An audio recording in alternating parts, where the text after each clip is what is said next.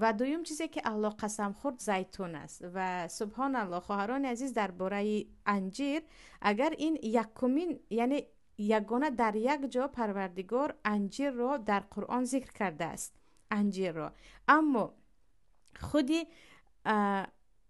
زیتون را در آیت های زیاد ذکر کرده است. علل خصوص در سوره نور الله میگوید و شجرت مبارکت زیتونه لا شرقیت ولا غربیه تکادو،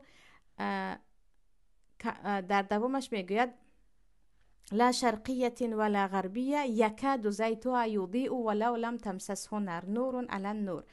و ایمان را پروردگار در قلب مؤمن و روغن درخت زیتون مانند میکند. و از اینکه درخت زیتون عادی نیست، در یک جا نه، در چند جای دیگر هم و انبتنا فیها حبه و عنب و قضبه و زیتون و نخله باز آمده است. و پیامبر صلی الله علیه و سلم میگویند از درخت زیتون، از روغن زیتون بخورید و این چنین به پوستتان از آن بمالید. و خواهران عزیز، اگر در مسئله کسمتیکا و آرایش پوست و نگاه و بین پوست نگاه کنید، تقریبا یگانه از همون کریم های قیمت خالی نیستن از روغن زیتون.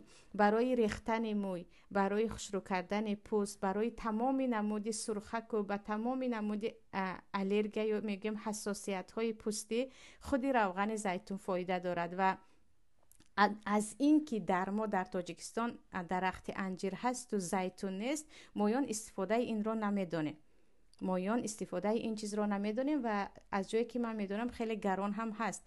و زیتون را بعضی خواهران حیران میشوند چی هست گفته، الیف که میگویند با زبان روسی، آره الیف که میگویند. و در بانکچه ها خودش رو هم روغنش رو هم در مغازه ها پیدا کرده میشود.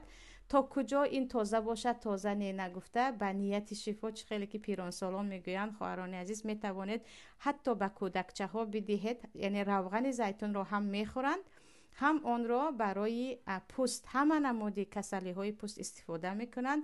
و روغن زیتون رو خام هم خورده میشود، با آن خوراک هم پخته خورده میشود. و سلات و بعضی چیزها آمیخته میکنن اما با آن خوراک هم پخته میشود. روغن زیتون به چشم هم، به درد گلو هم، به معده هم، به روده هم، به انسان که کسلی قند هستند و حتی میگویند برای زهر هم، یعنی میکروب و هر چیزی که در درون است خیلی فایده دارد.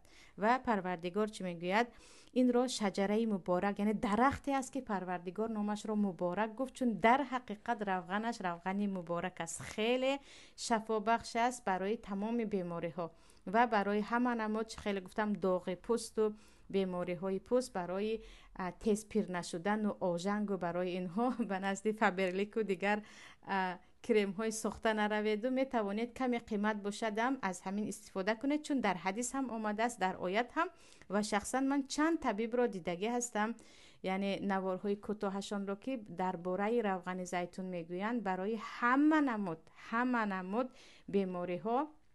و حتی در همین ترکیه اگر یگان کودک یا یگان کلانسال زخم پیدا کردن، روغن زیتون میبندند، روغن زیتون رو میبندن، یعنی زیاد به اونجا مالش میدهند، یا که حتی با روغن زیتون کمی خمیر کرده خمیر رو میچسبونند که تماما التهاب یا گفتیم گزک آنجا رو همش رو میکشد. یعنی روغن زیتون رو برای همه چیز به یگان طرز استفاده کرده میتوانید، فایده دارد و یگان ضرر ندارد، چون درخت مبارک هست که پروردگار آن را در یک چند جای قرآن ذکر کرده است. و در اینجا حتی چی کرد؟ الله با آن قسم خورد.